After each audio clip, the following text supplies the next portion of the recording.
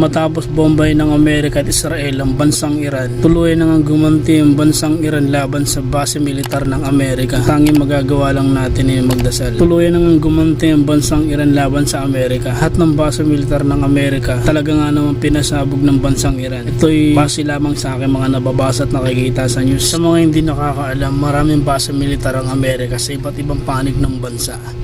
Kabilang na rito ang Bahrain, Qatar, Saudi Arabia at marami pang iba. Tuluyan nang gumanti ang bansang Iran laban sa Amerika. Una na nga lumaban ang Amerika sa nuclear weapons ng Iran matapos itong bombahin ng Amerika na talaga nga namang ikinasawi ng isang prime minister na leader na ikinagalit ng kanilang presidente. Subalit dahil dito, hindi pa sila nag-aaklas na lumaban sa Amerika. Dahil sa hindi na nagugustuhan ng presidente ng Iran ng ginagawa ng Amerika, tuluyan na nga itong nagalit at lumaban sa bansang Amerika. Ngayon lamang ay talaga nga namang nagalit na ang bansang Iran.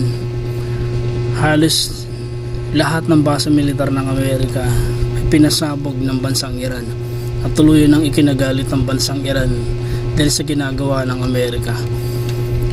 Sa tingin nyo mga kamatik, tama ba yung ginagawa ng bansang Amerika sa ginagawa nila sa bansang Iran na pasabugin nila ang nuclear weapons ng Iran?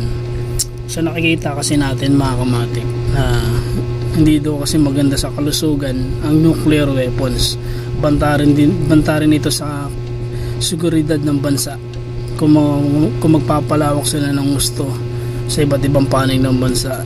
Maaari nilang gamitin ito laban sa kung sino mang bansang mananakop sa lugar nila. Sa mga hindi nakakalungkot lang dahil maraming mga sibilyan ang mga nadadamay sa ginagawa ng tatlong bansang ito. Alam naman natin ang bansang Iran isa sa pinakamalaki ring bansa, no, na talaga nga namang malakas din pagdating sa sandatahang pandigma.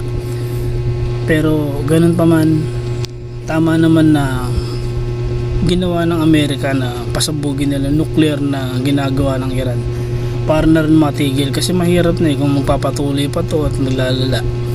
Pero nakakalungkot lang kasi marami nang namatay sa ginagawang airstrike ng bansang Amerika.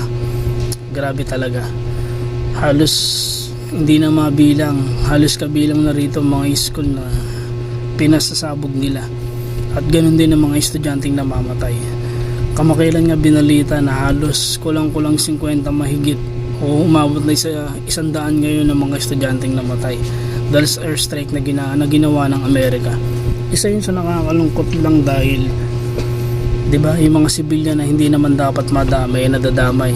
Tapos may nadamay din na Pilipino na caregiver na kababayan natin mga kamatik. Ay naku, hanggang kailan matatapos to?